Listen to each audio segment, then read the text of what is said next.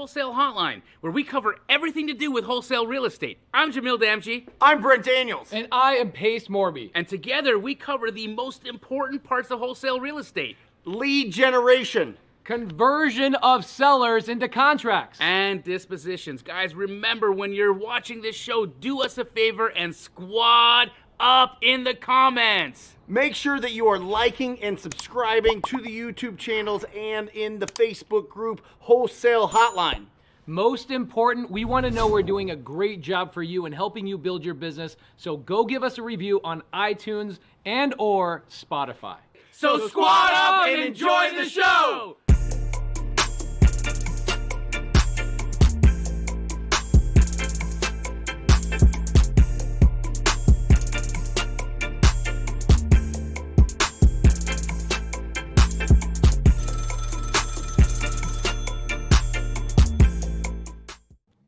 Hey! Corbin, who just saw you about 2 minutes ago, says, "There's my Jamil." Hi, Corbin. Tell everybody where we're at, brother. Hello, Wholesale Hotline. Good to see you all. We are in Boston, Massachusetts, having an epic time here on Halloween. If you guys haven't visited Boston on Halloween, you are absolutely missing out. This place is beyond beautiful. They really know how to make a scene on Halloween.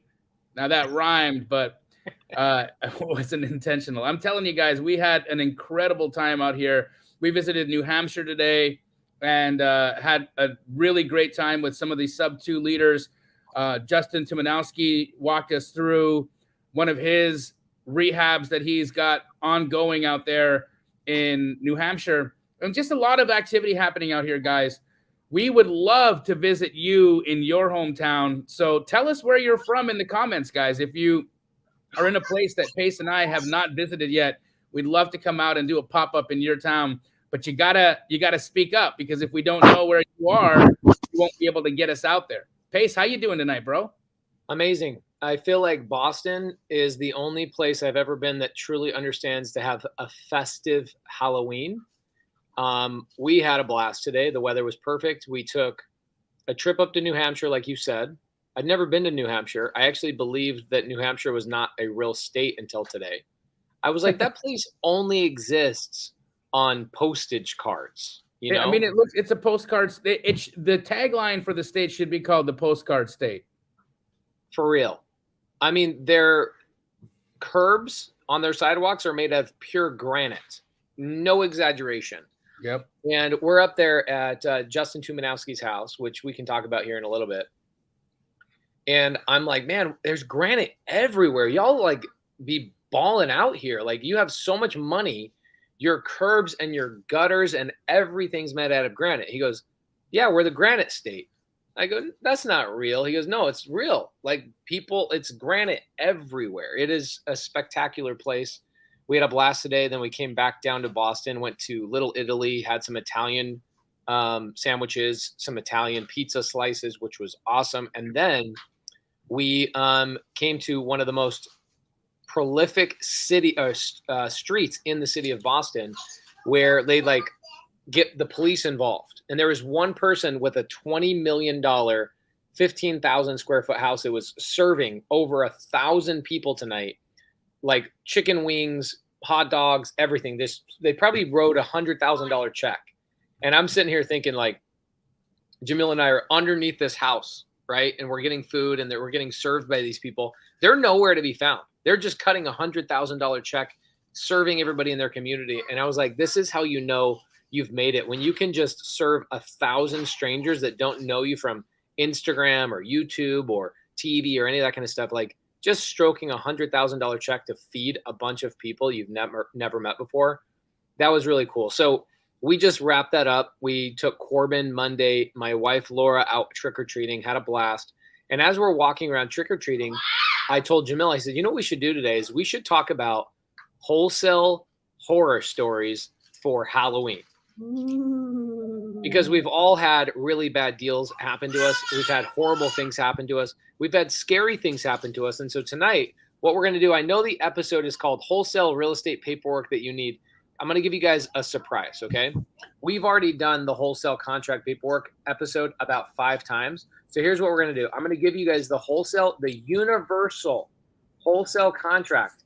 It works for direct to seller, all 50 states. Okay. If your agent, which we just recently, we had an agent that was like, I don't care if we use the state contract, whatever contract you guys have. And we bought the deal. So some agents don't care. It just depends on their broker. And then also gators. If you are a gator, this is the universal gator, Astro, sub 2, wholesale contract, all 50 states. It does not matter. Somebody in the comments is going to say, but does that include Hawaii? Yes. If it's a state, then it counts. And I'm going to give you this contract, the side comments. It's shared. It is, you don't need to request permission. So please do not request permission unless you're really, really dumb. I get people, bro, I will get hundreds of requests. This, by the way, do you guys know how much this contract costs? It cost us about $7,000 to revise over the last couple of years, making it perfect, universal. It fits for everybody. In fact, one of our really good friends, Jerry Norton, texted me and said, hey, man, can I get a copy of that contract? There's a couple of paragraphs I really like about that wholesale contract. So you can use this wholesale contract in every state. So please let everybody know it's a universal wholesale contract, okay? Now, we want to talk about wholesale horror story. So I think because Jamil and I are both a little loquacious, verbose, talkative, we are storytellers. Yes, Mario, we are still in Boston.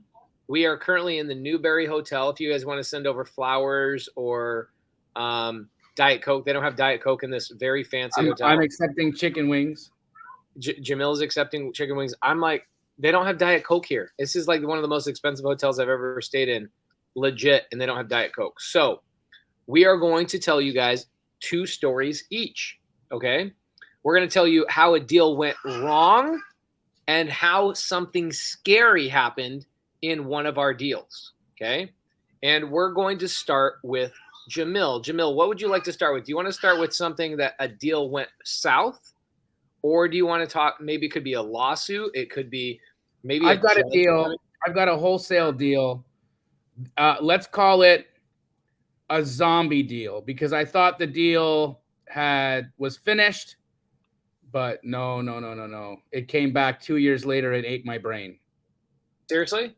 Yes. It was like it came back from the dead and it tried to eat you? It tried to eat my brain. Okay, cool. So let's start with that. And so this is not a scary story. This is a deal that went south and somebody came after you for it like a couple years later. Yes, sir. Okay, cool. Now, of course, there's people on here that want to learn. So people are always going to want to know how could they have avoided that. So that will be the lesson intertwined in this story. And maybe Jamil says, there's no way I could have avoided this. It was inevitable. It's going to happen. And that's part of this business. And that's perfectly okay as well. So without further ado, let's have Jamil tell his story about the zombie deal. Amazing. So we'll rewind to 2017. I'll set the stage for you guys so you can get a good understanding of where I was in the business and how things were looking for me at that time. So this is the early days of Key Glee, guys. Brand new company. I believe we were still working out of Josiah's living room at the time. And I had a fourplex that I had held since 2010. So for anybody that remembers, in 2008, we had a real estate crash. And in 2010, you could buy incredible deals at prices I have never seen and will never see again. I picked up a fourplex in a neighborhood in Phoenix, Arizona that some could call a little spooky, called Sunny Slope. Ironic name, actually. More slopey than it is sunny. So I have this fourplex, and it's in a pretty interesting part of town. I'll use that word. And the biggest issue was our tenants were colorful. very, very interested in narcotics and other types of business ventures of the flesh. We can just call it that. All kinds of fun things happening in this building. Now, this is the state I picked the building up in. And so, of course, our goal upon acquiring the property was to have it turned around. So we spent the next few months trying to evict people from the building for illegal activities and all kinds of craziness. We end up being able to get everybody out, and then we conduct extensive renovations. So we make the property great. We change the flooring, we paint every unit, we put in new kitchens, countertops, you name it, brand new roof. The building was fantastic. Our goal was to hold this fourplex for decades. It was going to be one that hopefully we would have been able to give to our kids and just create a cash flow situation for years and years to come. What ends up happening is we hire a building manager, and the building manager on the surface seemed to be a very nice guy. He knew the neighborhood very well. He had actually lived in the area for quite some time and claimed to know who the bad apples were and who some of the just working class people that would be great tenants would be. And so it starts. We get the building full pretty quickly, and it, for the first part, seemed to be pretty standard. However, it just every couple of months, the tenants would stop paying, and then would begin a really lengthy process of trying to either get the rent or serve them with notices so that we could begin the eviction process. And it was just constant.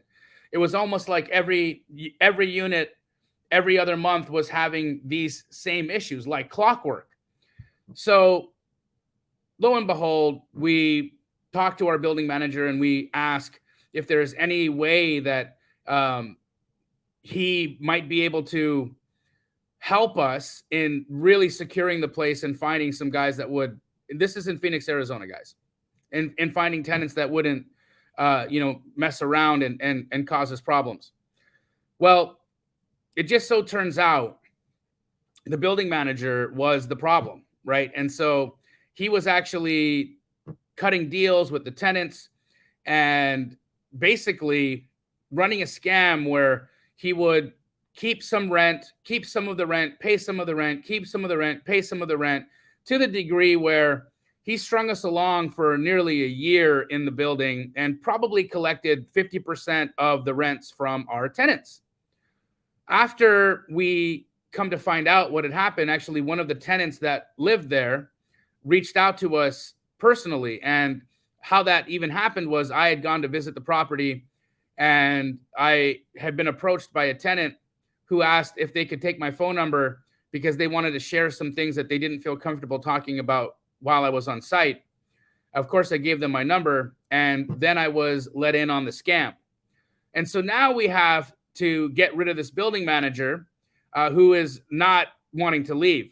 And so we have another lengthy process of evicting the building manager, who then decides that he wants to destroy the property on his way out. Because we had spent a significant amount of money in this property, the damage that the building manager ended up doing to the property was significant. He took a completely turnkey fourplex and demolished it practically to a point where it was no longer a retail fourplex and we had to just wholesale it. So that's what we did. We were tired landlords, professional real estate investors who became tired landlords. And so what we did is we ended up putting it out on our wholesale list and we found a buyer.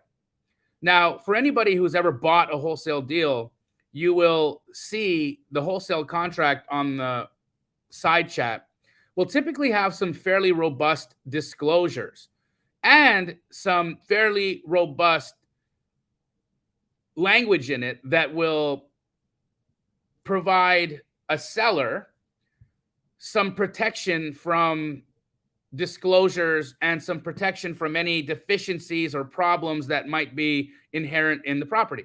Again, guys, when we're wholesaling, we know that the properties that we tend to sell aren't the greatest condition. They're not the nicest properties, right? And so having disclosures in your contracts are really important, but also having language in there that absolves you from any liability is also really important to have.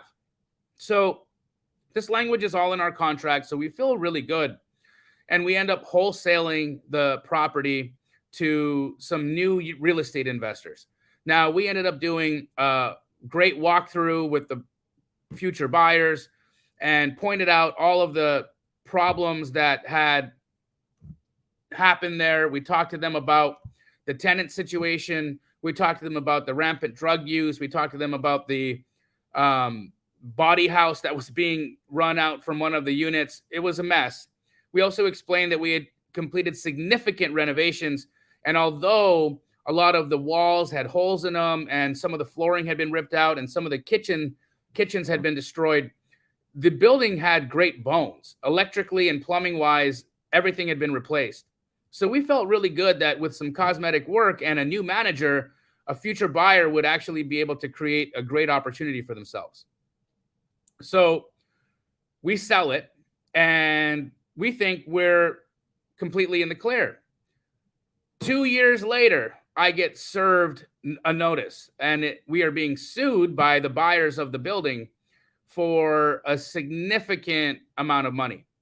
The claim was that we sold them a problem property, that we had not disclosed to them the issues that were causing us to sell. Also, that the amount that they ended up having to spend in renovations was significantly more than they had anticipated, and that we should have known that there was going to be overages just because of the neighborhood. A lot of their material got stolen during the renovation. People would break in and destroy the property. It was a mess. And we ended up actually having to go to arbitration. Now, for anybody who's ever been sued in a real estate transaction, they can become nightmares. First and foremost, it doesn't matter who's right. And this is what I learned when I went to arbitration. Even though our contract had some extremely protective language in it that had the onus of all of the inspections on the buyer. Basically, they were buying a property without any warranty, without any representation, without any issue, without any promises of condition. We never give renovation estimates on our deals. That's for a buyer to find out. And so even though our contract was really, really, really strong, it doesn't stop somebody from suing you. Now, here's the kicker. Because this was the early part of our careers, my sister and I had bought the property in our personal names. So we did not go to PCS and start an LLC yet. We hadn't started an LLC, so we had bought this property in our personal names. And so we were being sued personally.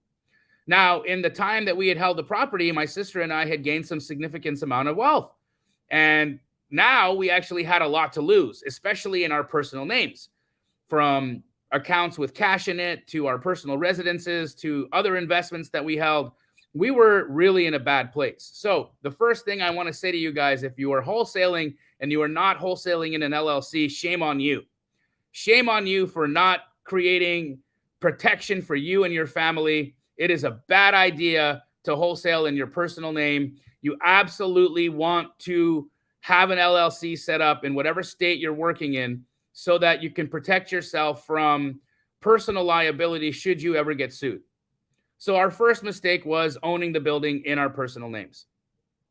Now, we end up going to arbitration and we point out to the judge, and it's a judge who actually does the arbitration with you, the language that was in the contract. And the language was very clear, and it stated that the buyer needed to conduct all physical inspections and that no representations, no warranties, nothing was being offered to the buyer.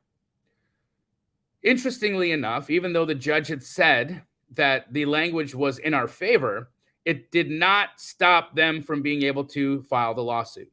And because we were in arbitration, we were heavily pressured by the judge to settle. Even though we were in the right, we were heavily pressured in arbitration to settle. Now, I want you guys to understand what happens when you don't settle. When you don't settle in arbitration, you end up going to trial. And after speaking with our attorney and asking how much a trial would cost, the minimum amount a lawyer will charge for a trial is $50,000 just to defend you, even though we were 100% in the right.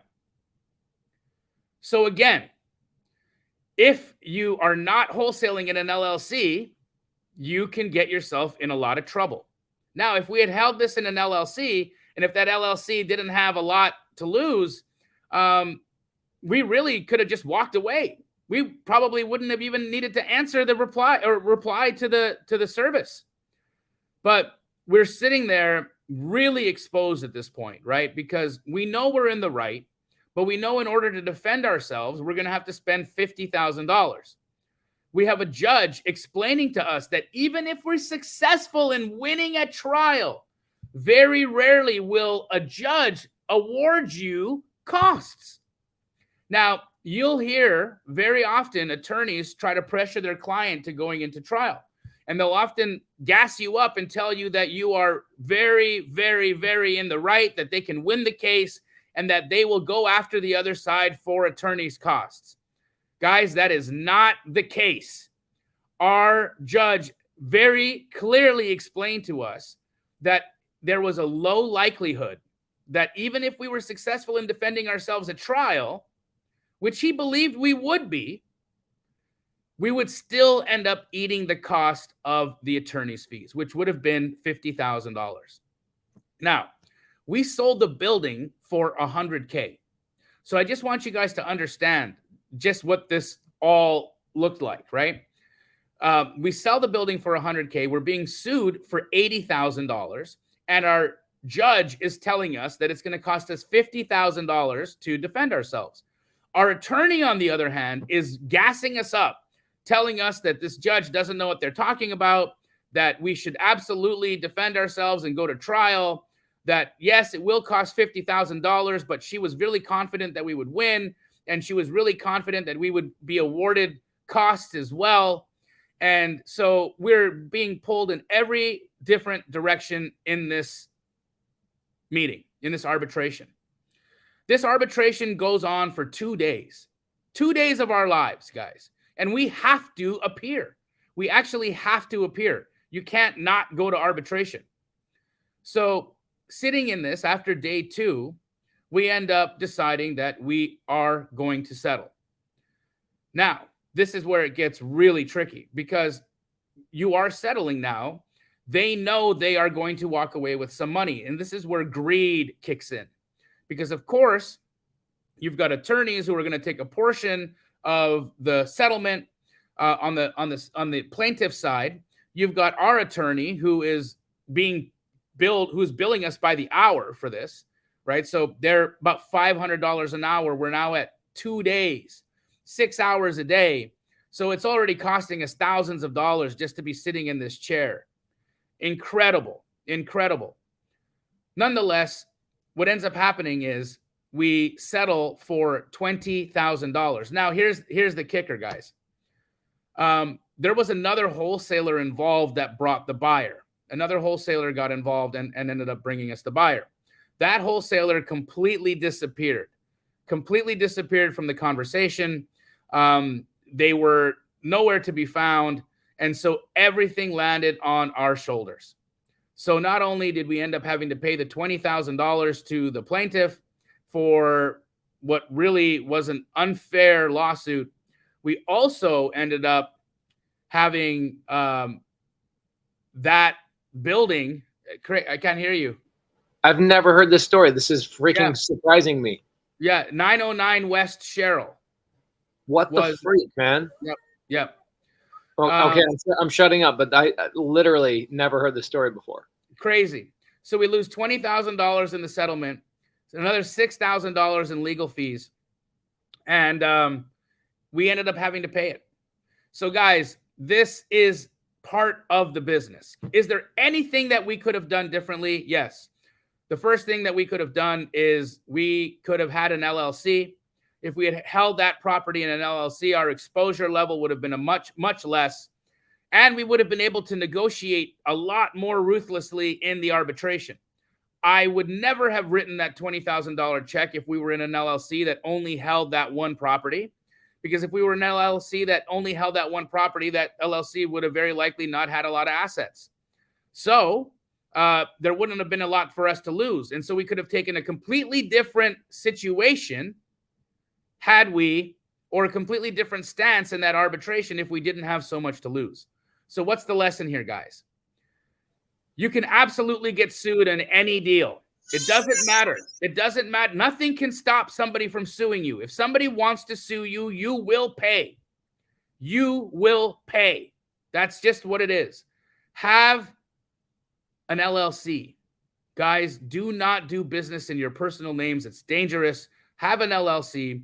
And secondly, make sure that you're vetting your buyer for their sophistication.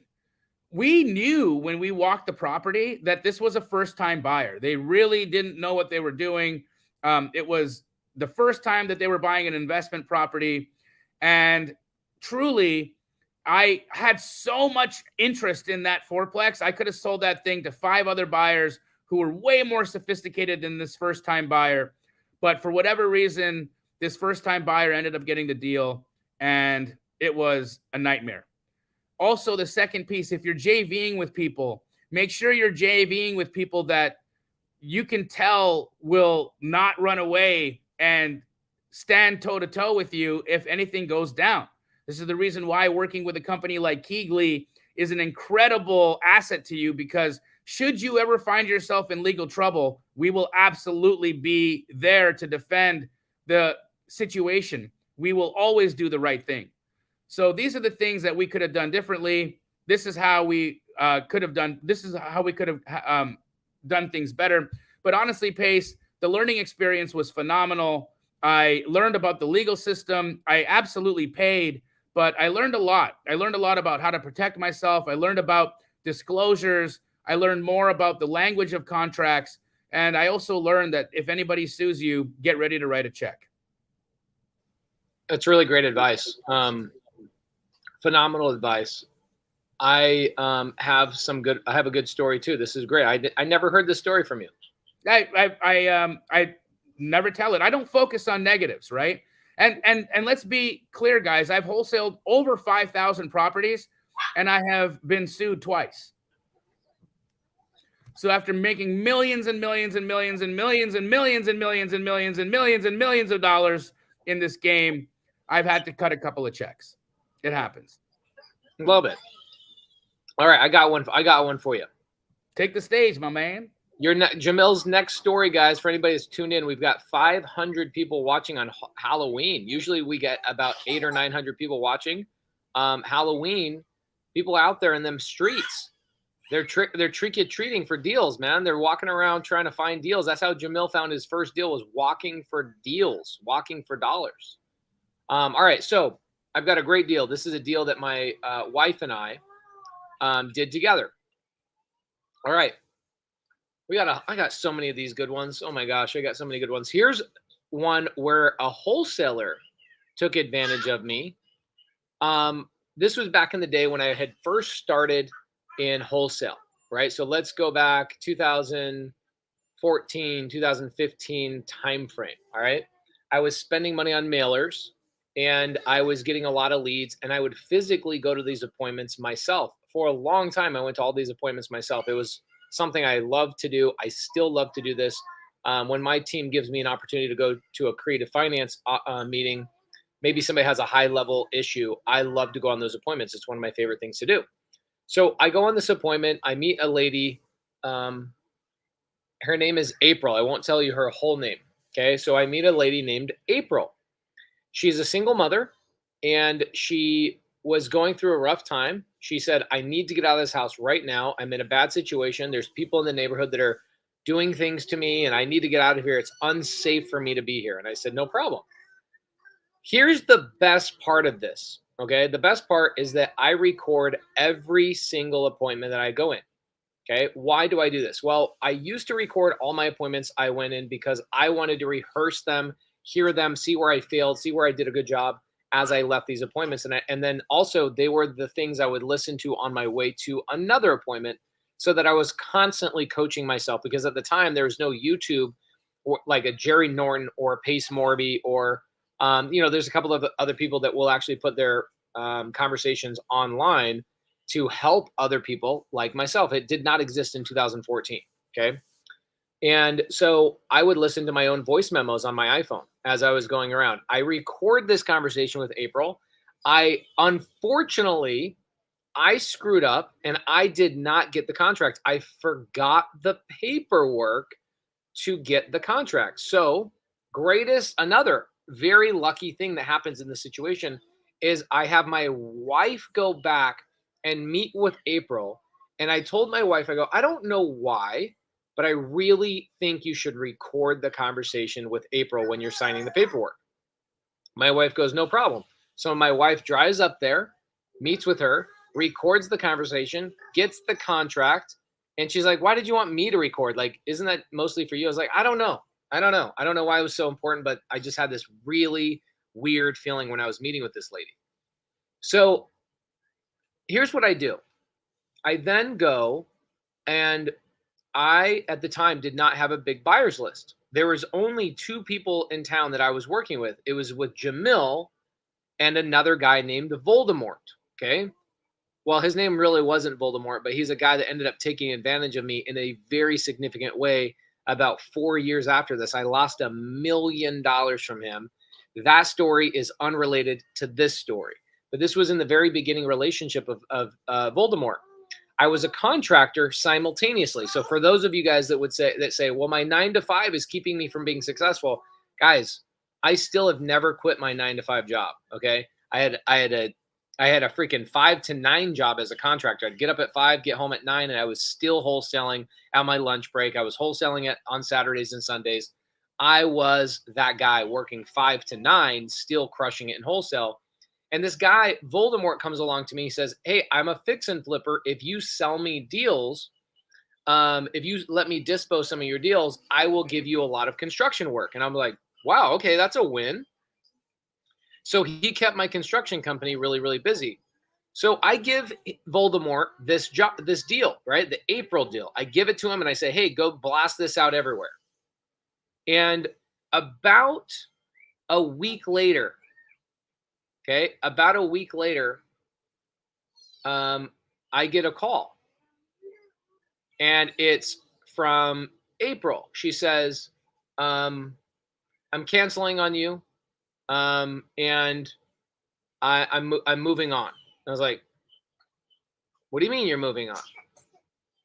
I did we do something wrong? We're planning to close escrow in like a couple of weeks. And she says, nope, I'm just moving on. And she starts ghosting us, right? A lot of us have dealt with this. And I'm like, this does just everything weird. Everything is weird about this. And here's what ends up happening. She says she got somebody. Okay. So here's what happens. Anytime I get a seller that starts giving me weirdness, they start getting they ghost me. That's funny that I'm talking about a story where I get ghosted on Halloween. I get ghosted by the seller. I immediately put a memorandum on the property, or in this situation, I actually put a Liz pendens on the property. So Liz pendens means pending lawsuit. And I told April, I said, we're going to sue you for specific performance. You cannot cancel on a contract on me. Okay. So just so you know, all 50 states, there's not a single state that's any different. A seller cannot cancel a contract on you unless you have breached contract. I didn't breach contract. So we go file a Liz pendens. We stop her from going and selling the property to somebody else. That's what I find out. I found out she was about to close escrow with somebody else. We stopped it by filing a Liz pendens. So I hire an investigator. This is the weirdest thing ever, but I hire an investigator. We find out that somebody went and knocked on her door and showed April how to fake that she was under duress and that I manipulated her. And so when we had a Liz Pendens pending, she replies to the Liz Pendens by saying, I was coerced, I was put under duress, I was this, that, and the other. And she wrote this the most eloquent letter I've ever read in my life. This lady had no physical capability of writing a letter this beautifully handcrafted. It was like she even had a drop of wax with a stamp on this thing. Like, it was unbelievable. It was like it came from the freaking queen herself. And my wife and I look at each other like, there's no way April has the prowess, the intelligence to write something so prolific. And it went on and on about my relationship with April, about how I manipulated April into a contract. Okay, fast forward. Here's what ends up happening. We get an investigator. The investigator finds that they actually get on the phone with April, and they get April to admit to us that she was approached by another wholesaler by knocking on the door and saying, I know you're in contract with Pace Morby. Here's a copy of Pace's contract. I know you're in contract. I can pay you $5,000 more. And if you write a letter to your title company and reply to Pace's attorney, I will show you how to get out of this whole entire thing. And I'm sitting here like, what the freak? Who is this person? How do they have a copy of my contract? How do they know everything? How do they know what I'm under contract for? And they're nurturing this relationship with April to get April to like move around me and do all this stuff. Dude, she's not going to back down. Stupidly, she gave this information away, and then she realized, oh crap, I shouldn't have done that. So we go, hey, April, we'll settle with you. Do you just want more money? Like, what is it? I'll pay the extra $5,000. It's not that I'm legal. I can push you, and I'm winning it in court. I know I will. And I have the money to defend myself. You don't. So we offered her more money. She decides not to take it because the other side was telling her, no, Pace doesn't have a leg to stand on. It's another wholesaler. The whole time was another wholesaler. And I'm like, who the hell is this person? They obviously know me. It's like somebody came in my vehicle and pulled a copy of the contract out. Like, that's how close they knew me. They knew like intimate details about what color my underwear was, I felt like it was that intense. So we go to actual arbitration. We end up not going all the way to court because, like Jamil said, you go to arbitration first before you go to court. And in arbitration, she's like, I'm not going to back down. I'm going to take this all the way to court. Take this all the way to court. All right, here we go. So I'm about $7,500 in attorney's fees into this thing, 5 months down the road. And the person who knocked on her door and said, here's how to get around Pace's contract was finally unveiled to me by our private investigator. They finally find out who it was.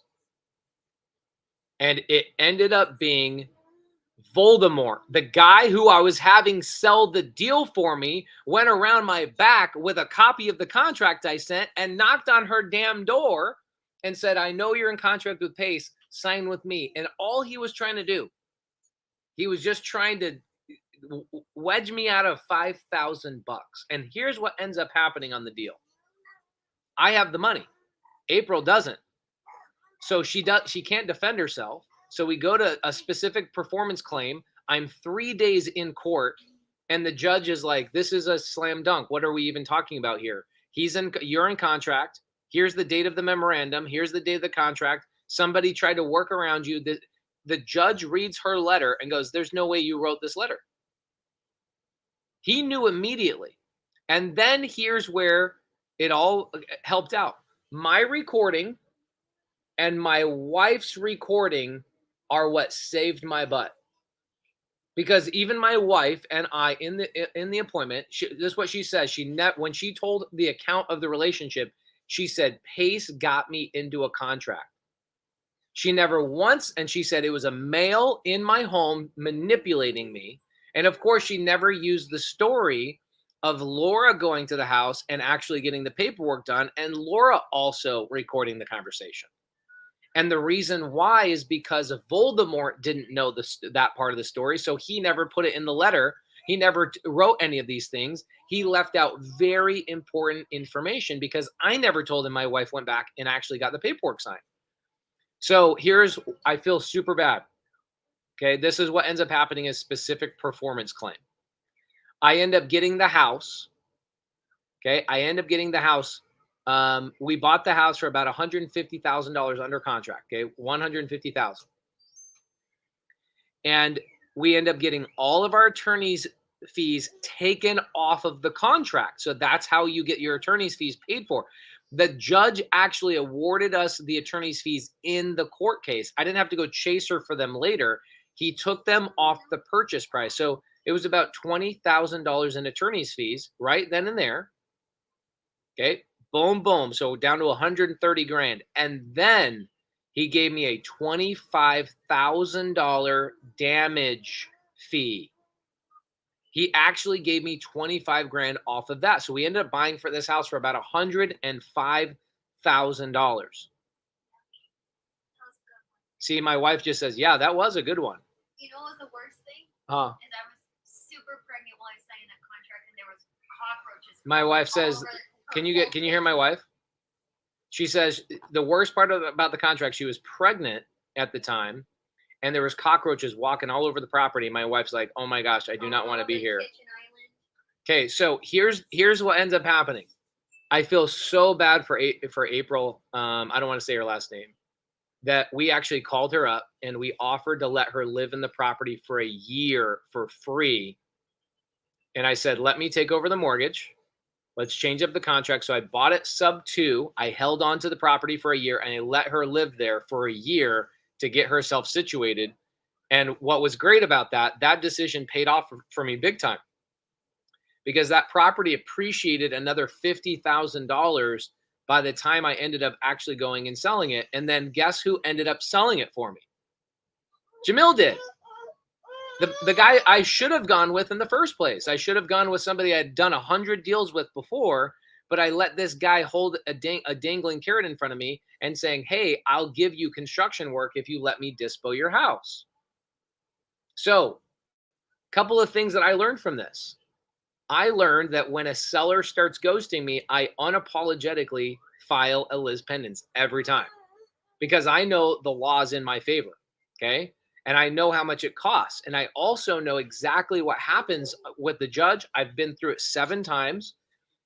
Go through 100%. Guys, if you ever have a seller that ghosts you and says, I'm going to go sell somewhere else, I highly suggest you guys go and file a lis pendens. You will learn so many amazing things by filing a lis pendens and then going and filing a lawsuit. You will learn that the seller has no rights to cancel a contract. It gives you all the confidence in the world going forward. So I ended up, Jamil ended up wholesaling that thing for me for, I think, like $215,000. We ended up making about $105,000 on the wholesale fee.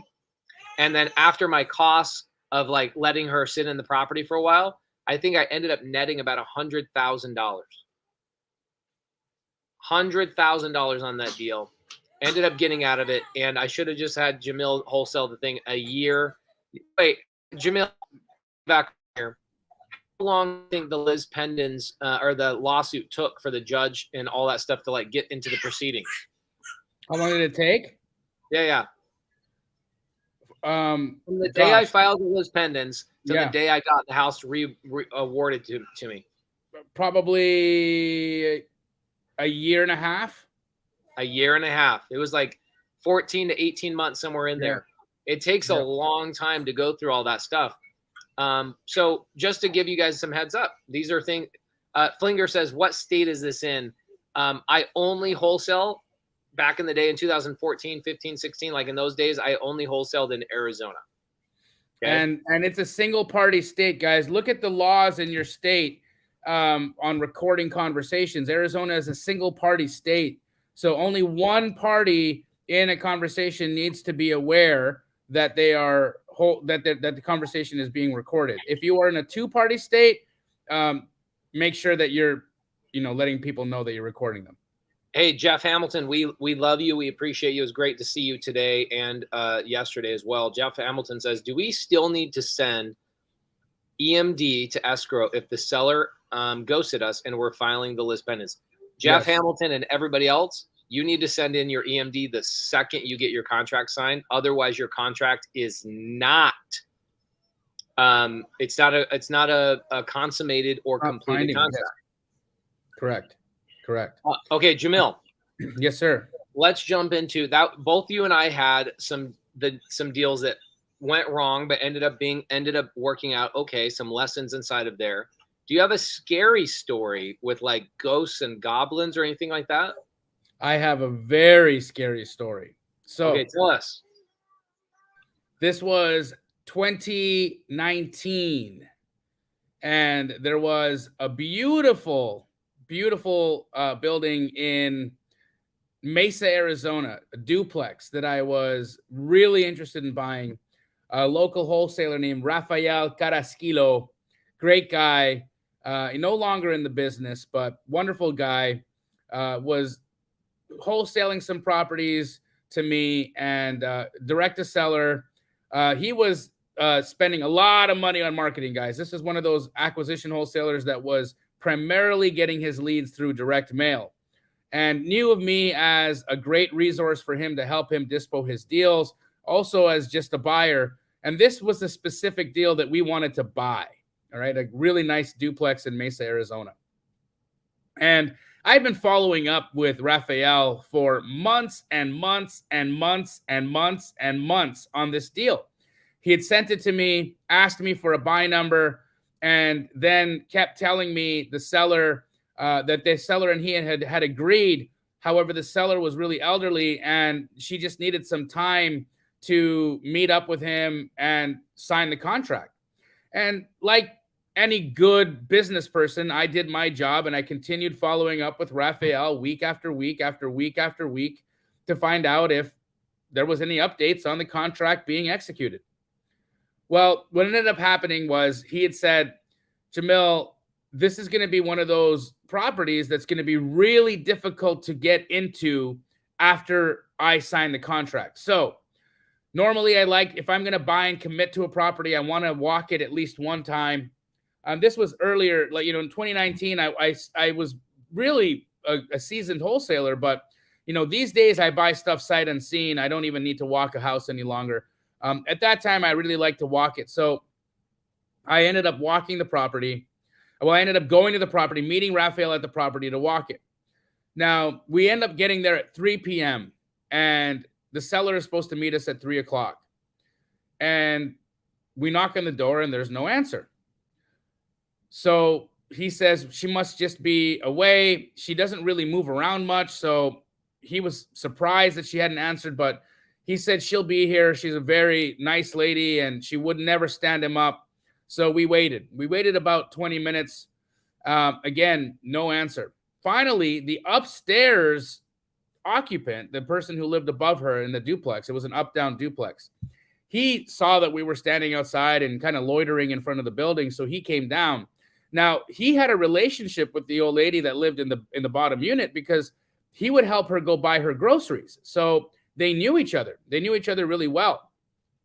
And so what he ended up doing was he said, hey, guys, yeah, she should be home.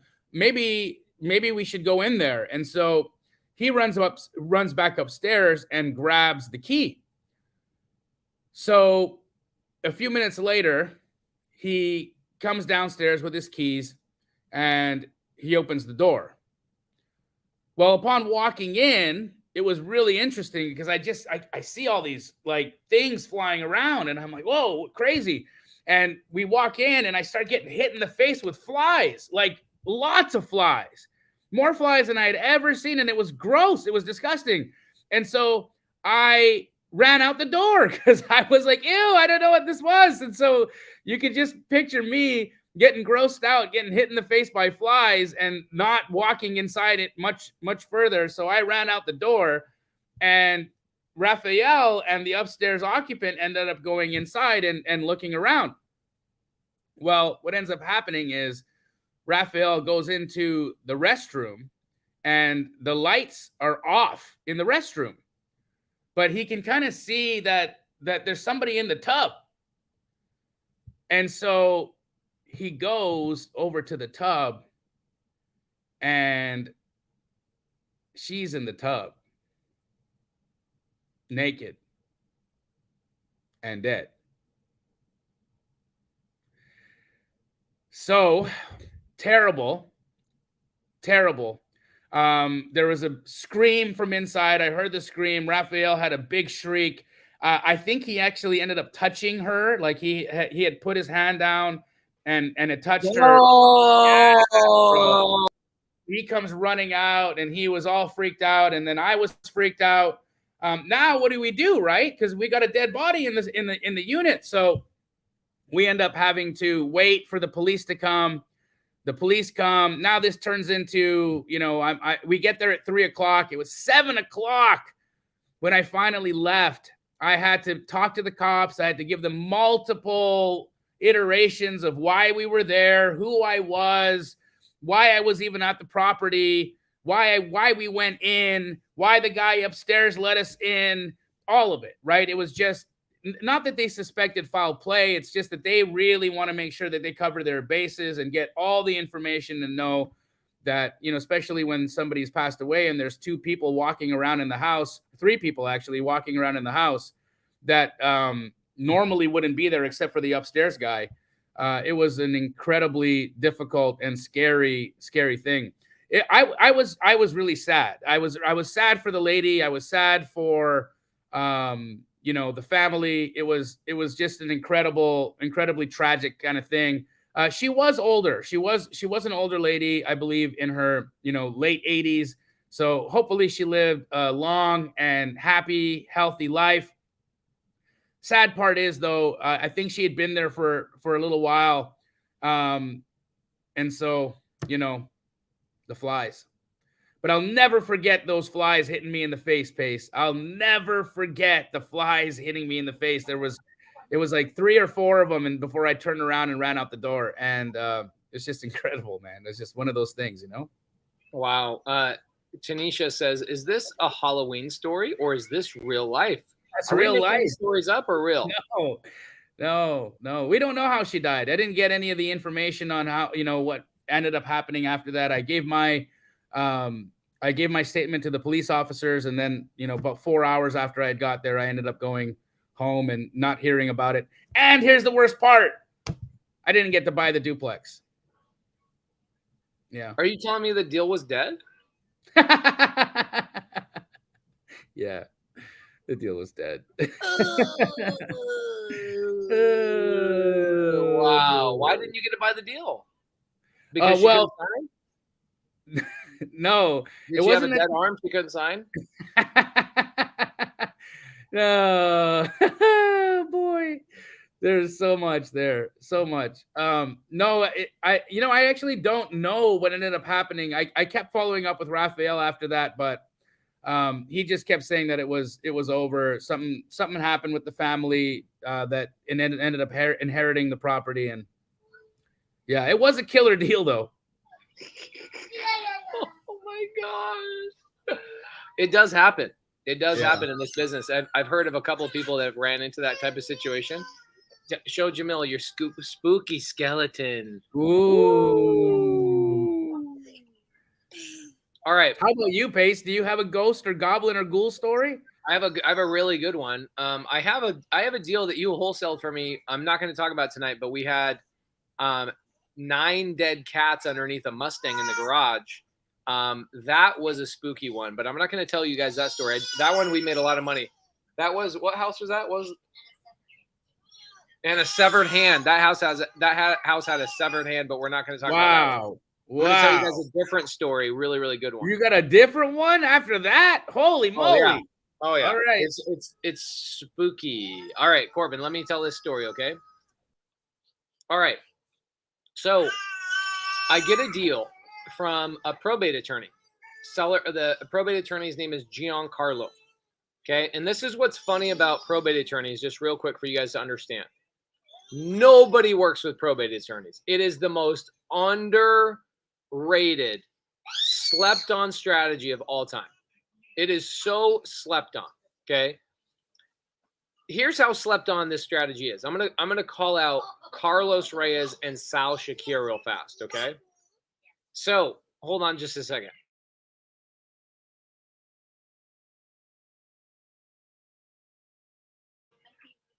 Okay, so what ends up happening is this was back in the day when I was working with a lot of probate attorneys. It was back, I'm actually looking at the email.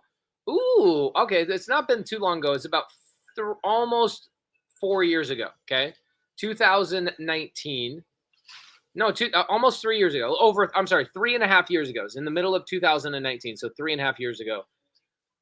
I'm talking to Anna on my team and I go, hey, Anna, we really need to get more probate attorneys to work with. And she goes, okay, what do you want me to do? And I go, just start cold calling probate attorneys.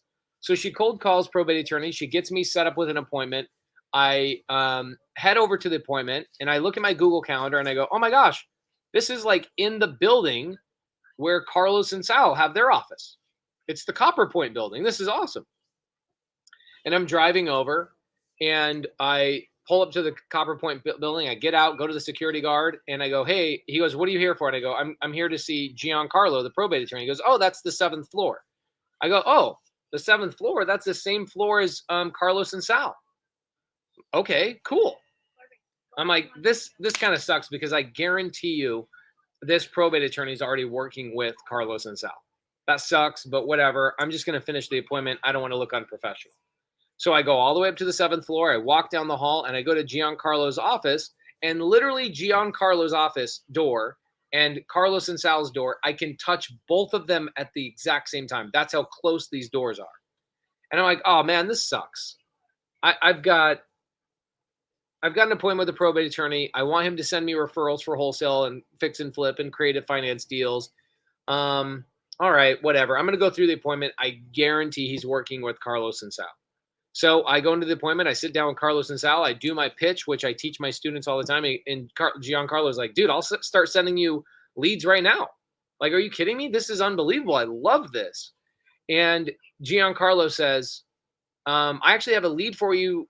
Like in 3 days, I'll send you out to a house. I'm like, there's no way that you don't know Carlos and Sal. Why aren't you sending them leads? And he goes, who's Carlos and Sal? And I'm like, they're real estate investors that do the same thing as I do, literally next to you. And he goes, oh, those guys, yeah, they've never talked. I don't know who they are. They've never talked to me. So that doesn't have to do anything with the story other than the fact is that most wholesalers are sitting there forgetting the fact that referrals are a massive, massive part of this business. Okay. And Carlos and Sal, who at the time were some of the biggest wholesalers in this entire industry, were officing next to a probate attorney where this story starts. And they had never spoken to the probate attorney, literally officing next door. Okay. All right. There's the moral of the story. So 3 days later, I get an email from Giancarlo, the probate attorney. He says, I've got a seller who lives out of state. So pay attention to this because there's a couple of moving parts here. I've got a seller named Dave. That is his true real name. Okay. And Dave inherited his sister's estate. She passed away about 5 or 6 months ago. We've already been through the probate process, but Dave is having a very, very hard time selling this property. And I'm like, okay, the market's hot, man. It's 2019. The market was hot in 2019. Why would this guy be having a hard time selling the house? Well, the reason being, and I'll do a little screen share for you guys so you guys can actually see this. Dave had a property in Superior, Arizona. Jamil, I'm sure, is like, I can't see Jamil's face right now because I got my screen popped up. But let me show you what Superior, Arizona looks like. And you guys will go, oh, that makes a lot of sense. Like, that's a crappy little, teeny little crappy town. So here is Superior, Arizona. So he has this house he inherits from his sister. And look at this. It's like it's like a legit ghost town. Like this is the downtown. And ironically, Like the best photos they have of it are these photos. Okay. So let's go to Superior, Arizona, Google Maps, and I'll show you where the exact house is. Okay. So let's see, maps, bada bing, bada boom. Can you guys tell my internet in Boston Hotel is not the greatest? So I get this lead, and Dave says, I just can't sell the house. We've had it listed with an agent. We just can't sell the house. And I go, okay, no problem. I'll actually go right in on the house. You guys can see exactly the actual property. Okay, so look at this town. It's a mining town, as you can tell. So this is a town that's like feast or famine. And their claim to fame is the world's smallest museum. Okay, so what does that tell you? Okay, it just tells you that this town really doesn't have a lot going for it, unfortunately. So I go and Dave says, I can't sell the house. We've had it listed multiple times. We just don't know what to do with it. And I go, okay, well, I can help out. Let's figure it out. So I decide I'm going to wake up really, really early. Okay. And get my day started, because Superior, if you guys know where Superior is, look how far away it is from anything. Okay. So Phoenix is way over here. Like, you can see all of this is Phoenix. It's an hour and a half drive into like middle of nowhere type of situation. So I live over here. I'm like, I don't want this thing to derail my day. I'm super busy. I've got 100 things going on. I'm going to drive into Superior, let's say like 5 o'clock in the morning. Okay. So I'm driving down, having a good time. The sun has not even come up yet. And I come in, this is the weirdest way to get to this property, but I come off this road. You have to pass the world's smallest museum. You drive down Panther Drive. You come up past Superior High School. And then there's this new home development that was basically forgotten a long time ago. They still to this day have never finished this out. And I pull up to this property right here. Okay, this is the house right here. And I'm like 5 o'clock, literally 5 o'clock in the morning. Sun's not up. And I'm like, okay, cool. So Dave, like, how do I get into the property? He goes, I don't know. The real estate agent and us are not talking anymore. The property's been basically sitting there and they haven't had a showing in like 4 or 5 months. And I'm like, okay, well, how am I going to get into the property? He goes, I don't know. You head over there. So I head over there and there's no lockbox in the house. There's nothing. I'm like, Dave, and of course he's on the East Coast, so he's 3 hours ahead. And I'm texting him like, Dave, there's no lockbox on the property. There's no sign of a listing ever being done. And he's like, you're joking me. I'm like, no, there's no sign of a listing ever being done here, ever. And I'm like, I'm looking on the MLS. I don't see history of a listing. Like, nothing's happened at this property. Remember, this is in the middle of nowhere. Like, even the little neighborhood is in the middle of a town that is nothing but a mining town and like 100 houses. Okay. Half of these houses are vacant. This town is very, very, very small. Okay. By the way, my biggest wholesale deal of the year, biggest wholesale deal of the year was $81,000. We made that $81,000 in Superior this year. So it's funny that Superior's gotten me some like such big checks. So I pulled up to the property, no sign of anything. So here's what I do. Let's see if I can even see the front of the property. Well, not really. I park my little Prius right here in the driveway, and I pull out in the back of my Prius. I have this big toolbox that I can stand on and like climb in through windows and all that kind of stuff. So I go up to the front of the house. I start trying to drill out the lock, and I'm on my hands and knees. Okay.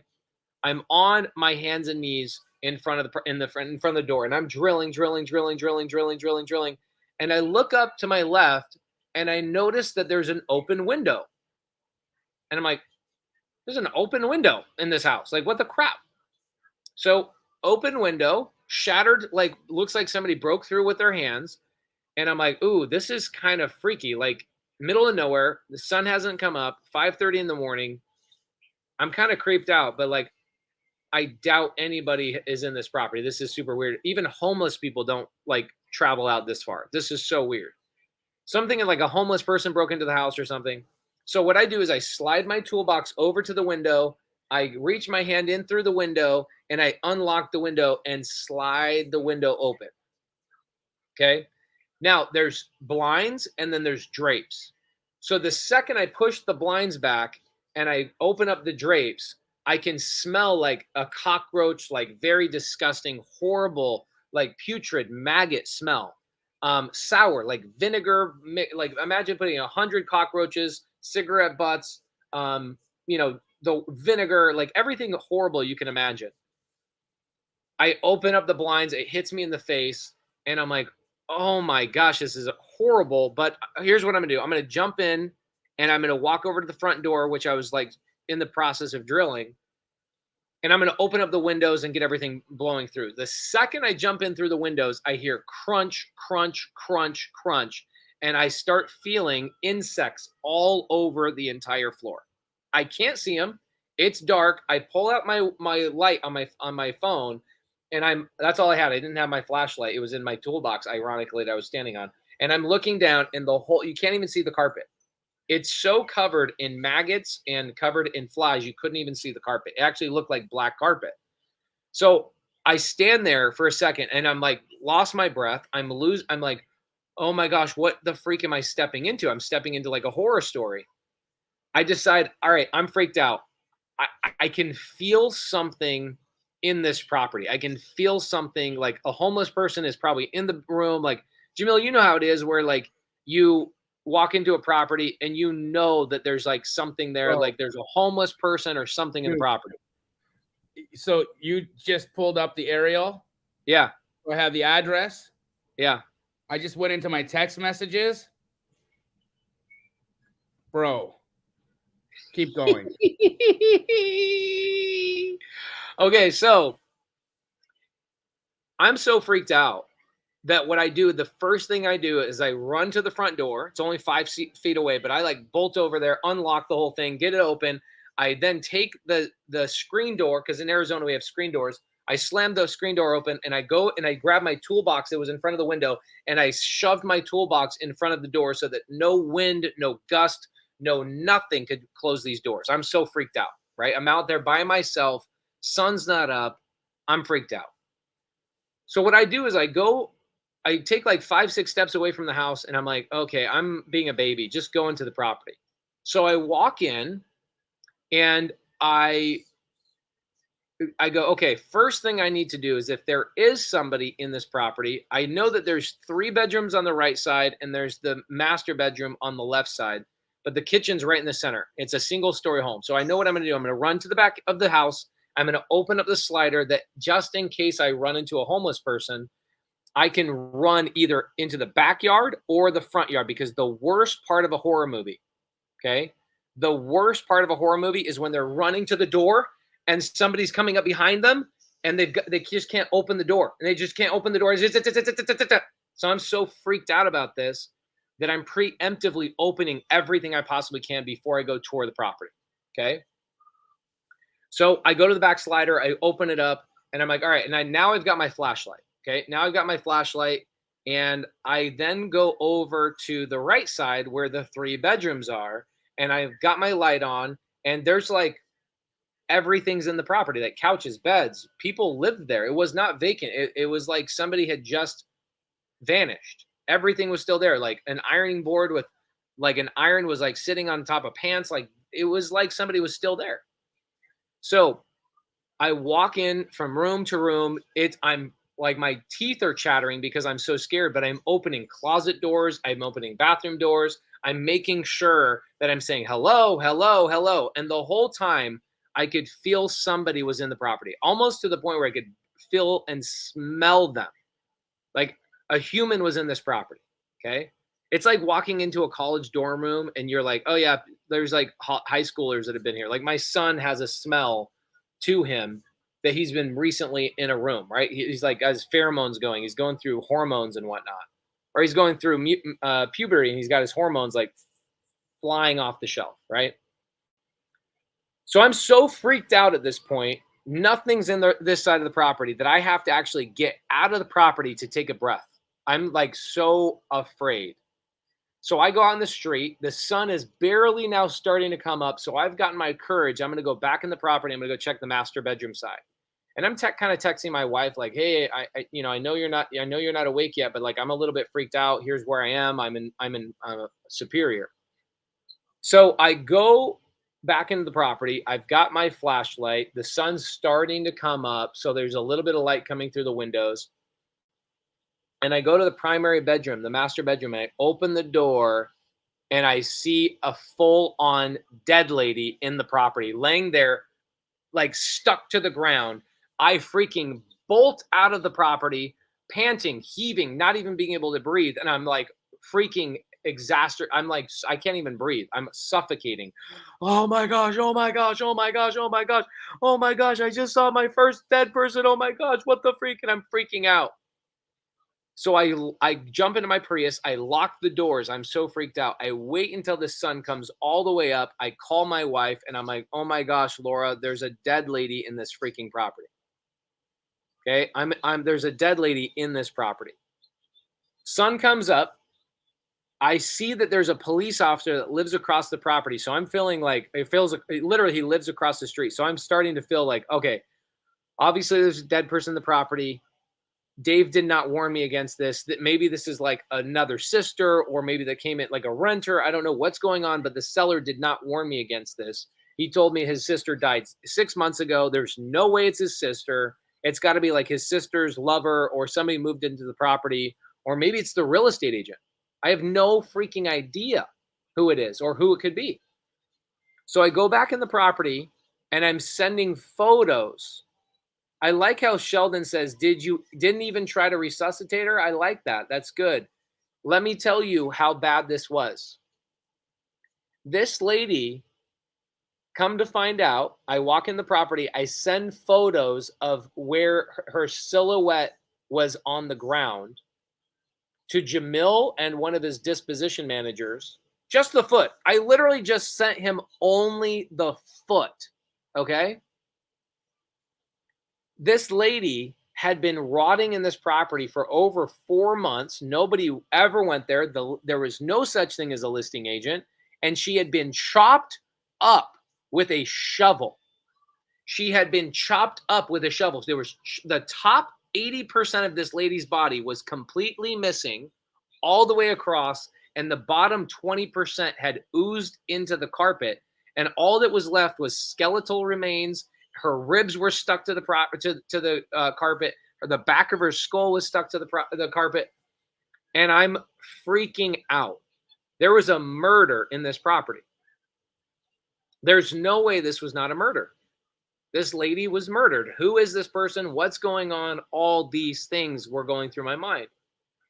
So I texted to Jamil because Jamil ended up selling this deal for me. I made a ton of money on this deal, and I'll tell you how I did it. So I call Dave. Dave's the seller. And I go, Dave, I'm sorry to tell you this, but there's a deceased person in this house, and there's no sign that any listing agent had ever listed this property. So after about a 10-minute conversation, we find out that the deceased person that had been chopped up in pieces was, in fact, his sister. It was actually his sister. So here's what happened. It took us about 2 days to figure this out entirely. I go across the street. This is about 2 hours later after I'm talking to Dave, I'm talking to Giancarlo, and I go across the street and I talk to the sheriff. Okay. The sheriff and we go down and we get hazmat suits and we cut this lady out of the carpet. We roll her up into a carpet like a burrito, and we take her down to the sheriff's department where they actually have an incinerator, and we ended up incinerating this lady's body. I documented this whole thing, sending photos to everybody. What happened? How did this freaking happen? Why didn't I call the cops immediately? Because it wasn't a full body.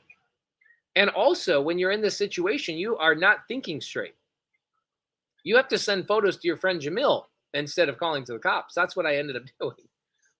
Okay, so here's what ends up happening. We find out this is how everybody messed this up. Dave and the probate attorney end up going and hiring a hazmat company. Remember, this property is in the middle of nowhere. Nobody wants to go out there. Nobody wants to drive there. So the only hazmat company that's even remotely close is an hour's drive away. So what we found out is the employees that were dispatched to go take care of this lady, there was a senior employee and a brand new employee on his first call. He had never been on a call before. The senior employee calls in sick. And the junior brand new employee is like, I don't know what to do. I have no idea what to do. I'm just going to go out to the property and I'm going to do my best to figure this out. So he goes out to the property, doesn't have all the right tools, doesn't have any of the right stuff. He goes into the garage and finds the shovel off the side of her garage wall, pulls the shovel off and tries to get this lady scraped up off the floor. That was his hazmat job. So what does she do? Or I'm sorry, what does he do? He sends the before photo to his boss and the after photo to his boss. And the after photo he used was in a different room entirely. He went and used a completely different room entirely. They got paid, I think they got paid like $15,000. I can't remember the amount. And he ended up convincing the hazmat company, Dave, and everybody else that he had cleaned up the body when he actually had not. He had taken the remains that he was able to get up with a shovel. Everything else had been oozed into the carpet fibers and he couldn't get it off. And he was too brand new to even know he should have just cut out the carpet, rolled up the carpet. And here's what ends up happening. He quits 2 weeks later because he says he was never properly trained and he goes and quits. We call the hazmat company and I threatened the hazmat company. The hazmat company, believe it or not, did not even want to give the freaking money back. Okay? Did not want to get. Mina says, can we hear Jamil's side of the story afterwards? Yes, of course. Here's what ends up happening. I called the hazmat company.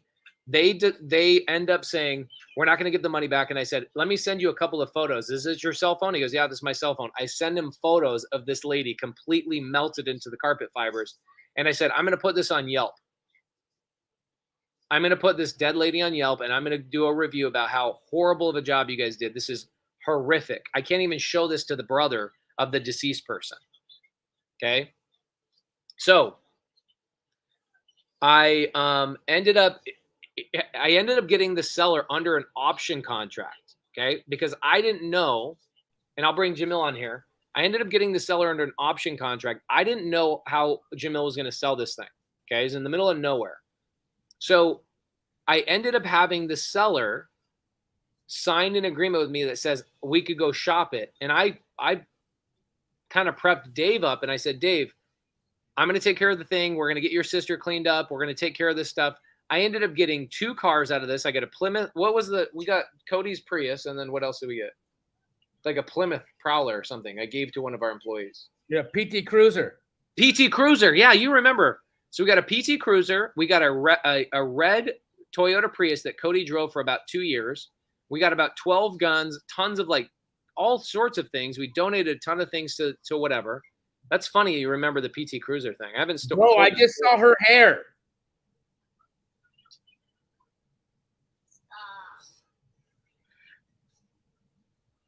He sent me a pic, and you can see her hair. Her hair was like stuck to the carpet. Stuck to the carpet. So he put that address up. I went into my text messages and I looked, and there it was in a text thread from 2009, June of 2019. There's a text thread with me, you, Anna, and Jeff. And there it is, bro. Her whole silhouette was melted into the carpet. The linoleum where her foot was, linoleum was stained with her body and the mucus and everything that was basically melting.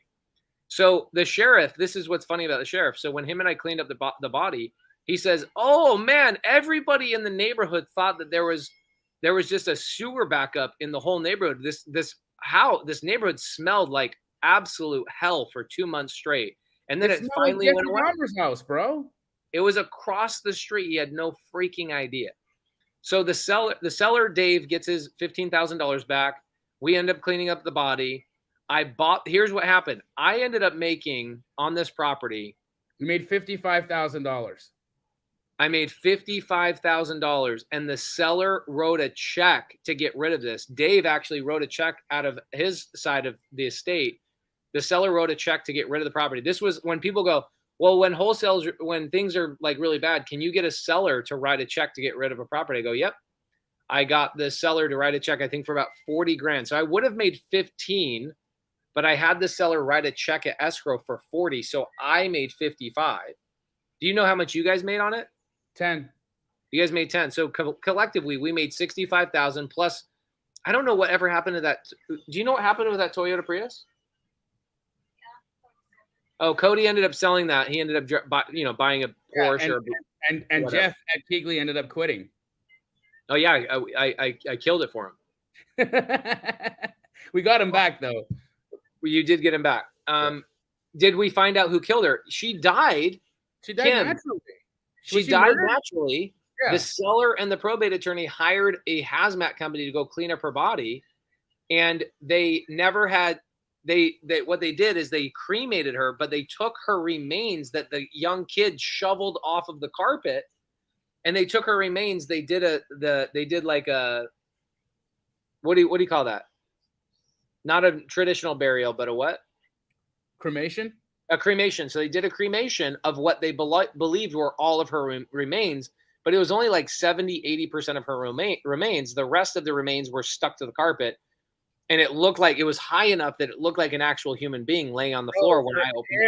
Her hair. Oh my gosh, her hair and her floor. You know what it was? She slipped on her linoleum and she couldn't get back up, and she ended up dying there of starvation.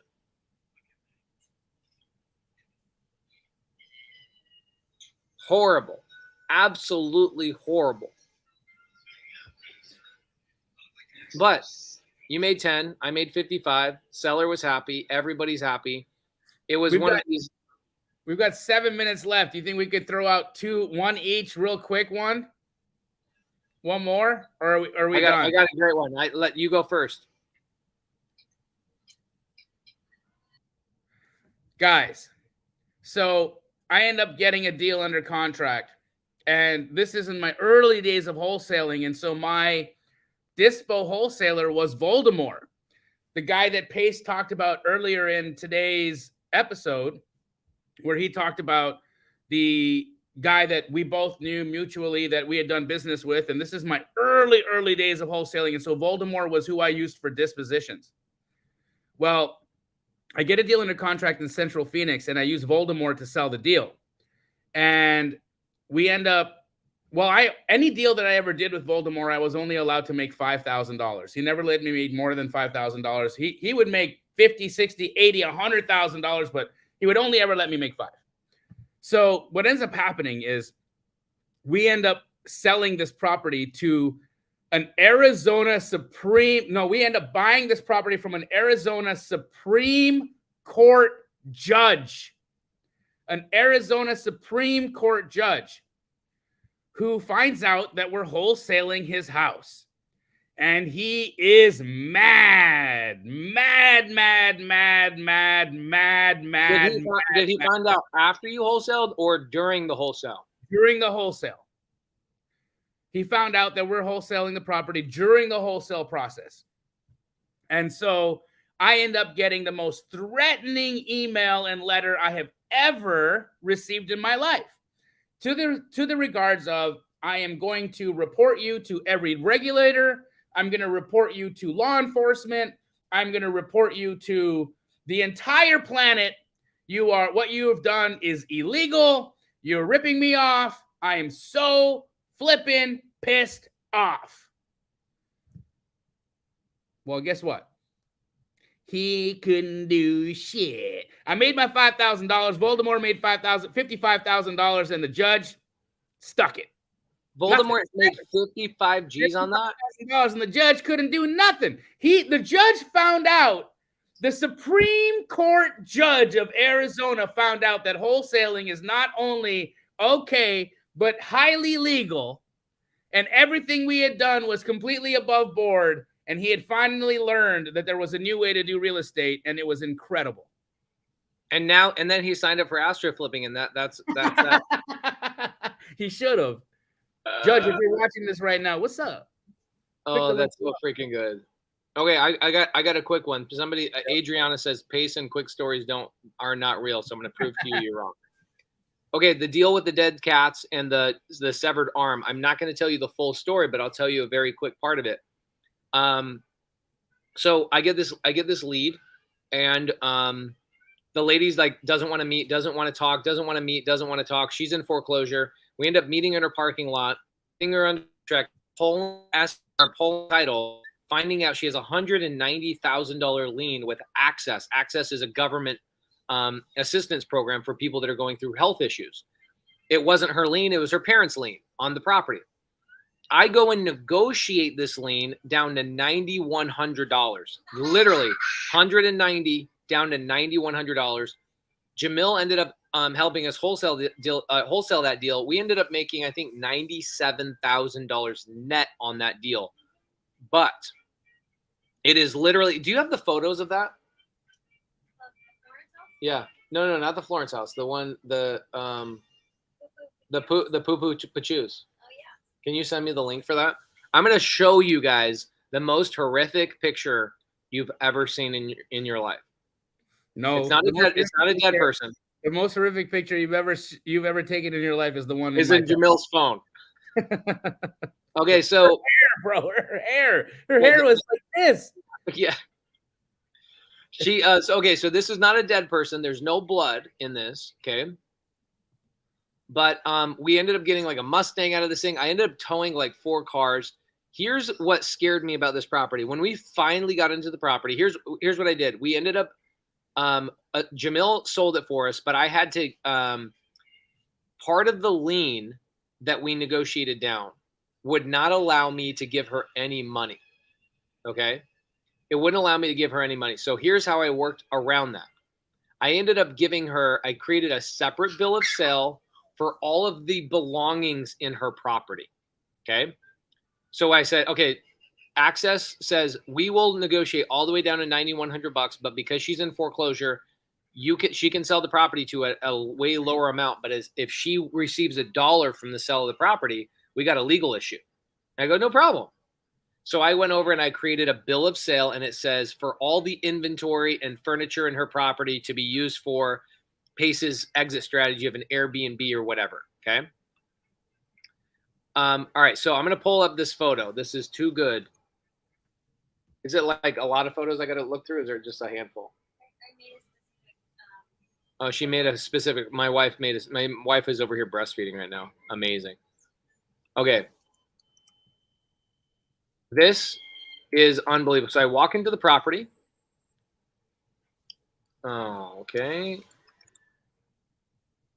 Okay. Montebello is the property name. Montebello. I don't want to show you everything because she ended up giving us a thank you card for this. Oh, I got movies. Holy crap, I got movies. I went into this property. You could not walk in this property without walking through buckets of dump and black widows and spiders everywhere. Let's do a presentation on this.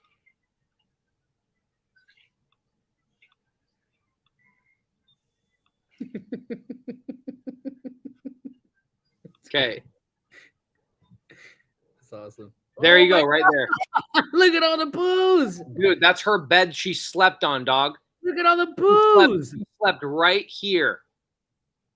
This is all poop everywhere. All the poos. The whole entire property is completely covered in doo-doo. All the poos. That's all poo. You guys think I'm lying? You think no, look at all those poos. The whole look at this. There's poo here. Okay. Everywhere there's poo. Let's look at this. You need to see this. This is poo everywhere. The whole property was covered in poo. I had to hang out here. Remember, I had to my wife was like, do not bring your shoes home Leave your shoes at the house. I ended up hazmating myself up, throwing all my clothes away. I threw my truck mats away. I threw everything away. Like my clothes. I actually wore decent clothes. Threw them away. They're gone. Done. Bro, there was pots and pans, crock pots. Everything was filled with shit. Everything. Oh, boy. Oh, man. This is enough internet for today. Oh my Oh god. my gosh. I think you ended up making like 15, 20 grand on it. We made Okay. 97 net.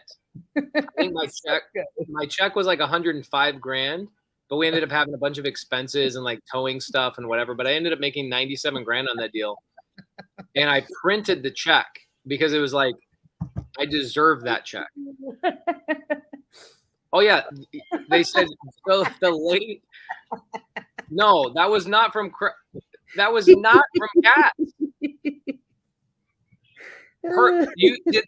mean that diarrhea on the freaking walls everywhere was from the cats? No, she had mental health issues. She was shitting everywhere in this property. Everywhere. I showed you 3 photos out of 200. There's poop everywhere. It was not a shitty deal. Bro, this was my favorite episode of Wholesale Hotline. I have to say, I don't even know if I don't even want to do regular Wholesale Hotline anymore. I just want to do this week after week after week. We just come here and just talk shit. It's freaking, yeah. It was human. It was human. Did we tell the buyers? Dude, when I was towing the cars and pulling the cars out of the garage, the whole neighborhood came over. My wife was there. My kids were there. And the neighborhood converged on the house, and they were like, "Oh my gosh, thank goodness, we can smell poo 4 and 5 houses away, and it's been like this for years." We got lucky, dude. You know what it was? She didn't trust me; she trusted my wife, and so we met her in a Starbucks parking lot. She wouldn't even go inside of a Starbucks. She only would meet us in the parking lot. So we met her right on the tailgate of my truck. We signed a contract right on the tailgate of my current truck, my 2000 Wow. F-150. So anyway, guys, if you liked and enjoyed Wholesale Hotline, this was our Halloween episode, the horror stories of Wholesale Hotline. Before we end, we got some housekeeping to do. Okay, yeah. Oh yeah, what do you got? Take us home. Okay, guys, first and foremost, if you have not heard about the real estate campfire, let me just tell you what's happening, okay? The most epic event in real estate is going to happen in 2023. It's the only time, truly, that you're going to see Pace and I run an event. It's our show. It's our show. Have you ever seen the Pace and Jamil show before? No, you haven't, because there's never been one, and there may never be another one. This real estate campfire, guys, is going to be epic. Epic. So there's going to be a link in the chat right now, guys. Put yourselves on the wait list. Please do not sleep on the real estate campfire. Pace, why do we call it the real estate campfire? We call it the real estate campfire because we get so many people, including today, we get to have amazing conversations with students and people all over the country. Like Joel even, right? Joel in the comments is like, I'm not a student of Astro or a student of Sub 2, but I feel the campfire of this community. I feel the warmth of this community every time I show up. We realize that you guys don't show up for us. You show up for each other. And that's what we're doing. We're building an event that is a community building event. It is actually going to be held at a ranch in Temecula, California is our goal. It's like, it has a live zoo, like yours and like, guys, you don't even understand. Like, when's the last time you've been camping with your homies, but your real estate homies? Right. Like our family, you know what I mean? It's going to be epic. So it's going to be an amazing place. It's going to be next to a casino in Temecula, high end. And then we're going to have a community building, exercises, scavenger hunts, horseback riding, shooting. Giraffes. giraffes, literally all these amazing, unbelievable things. And that's going to be happening in the first quarter of 2023. Challenge is the ranch is not 500 acres. It's limited space. And so we have to have a waiting list for this. The waiting list is realestatecampfire.com. Costs you nothing to sign up for the waiting list. Make sure you're on it, because here's what happened. After Clever Summit, people like joined our community like, oh my gosh, I missed out. When are you guys going to do your own thing? I'm like, I don't know, man. Running an event seems like way too much work. We watch all these guys run events. We'd rather just speak on the stage of all these events. Well, we changed our minds. We still are getting amazing feedback for all the things that we're doing. And so we're doing a Pace and Jamil community event and calling it realestatecampfire.com. We've taken it so seriously that we took the guy that has been running Grant Cardone's events for the last 5 years. His name is Pete Vargas.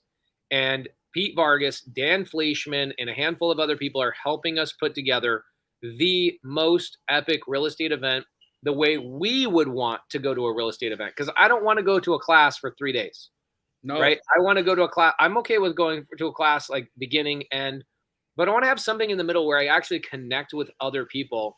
And so we really legitimately thought, what if we could have a real estate event where people commune or hang out around campfires, and we actually hang out in like an open field or the wilderness, and we do something outdoors, community building type of stuff. And so we came up with Real Estate Campfire.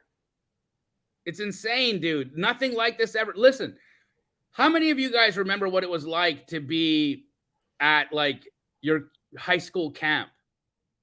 Remember the feelings, the butterflies, the girl you had a crush on, the guy you had a crush on, all the fun, the stories, the marshmallows, somebody threw a can of beans in the fire. That feeling, you know that feeling? That's what we're talking about, guys. Yes, wholesale Burning Man, wholesale Woodstock. That's what this is, guys. Please don't be the person who said, you know what, in 2023, in March of 2023, there was wholesale Woodstock, but guess what? I didn't go. Yeah. Don't be that person. Don't be that person. Don't be that person who didn't go to wholesaling Woodstock 2023. It's never going to happen again. This is a once in a lifetime opportunity, guys. This is it. Be there or just give up. Give up on yourself, on everything. Ingrid Hernandez, if you look at Dan Fleischman's Instagram, you'll see the ranch. Go on there, you'll see all the cool things. He had the real life Tarzan move into his property. He's a bunch of stuff going on there. We're gonna end up having like our really close people, like our really close homies are gonna stay on the ranch with us, which will be cool. Like yurts and RVs and stuff. Yurts, RVs. My wife and I might take the Airstream out there, hang out for the whole entire week of that week. Here's the thing: people are gonna ask, when is it? Where is it? Here's the answer. Does it matter? Get your ass there or be square. 100%. Okay. This type of events never been done before. Not because we have the coolest speakers and all that kind of stuff. That's what people tout as the coolest events, guys. You need less speakers. Okay. You don't need 30 speakers in 3 days. Okay. You need a couple of people teaching some stuff, and then you need community building activities, things that get people to implement the things that you've learned. That is what we're going for. We're going for more to everybody. It doesn't matter if you're a sub 2, Astro, TTP, non-student. It doesn't matter. This is for the whole community. Right. So realestatecampfire.com, and he says they will ask 100 times, maybe more. But you know what? We got to answer it 101 times, and we have to have the patience of a saint. So, guys, thank you so much for hanging out with us on Halloween night. We had 500 people here. For some of you guys that come in here and go, oh man, there's only 140 people. It's because we've got a handful of places that we're streaming it. But collectively, we were well over 500 viewers tonight. I think close to 800. So guys, thank you so much. We appreciate you. Thank you for listening to our stories. I think we killed it tonight. I don't know. I feel like I shit the bed, to be honest. I think my stories, I shit the bed. Are you kidding me, bro? People do you not get the joke? People pop popcorn, bro. Do you not get the joke about the shitting the bed? Is that Bobby coming on right now? Yeah. Bobby, did you get the joke about shitting the bed? Yes, it was a good joke. Jamil didn't get it. We love you guys. Thank you so much. We are going to wrap up for tonight. We finally got it, guys. And that's how we know that this show needs to be over. Jamil, we'll see you next week. Or just say squat up. So squat up and enjoy the show. Yeah. Yeah. Okay.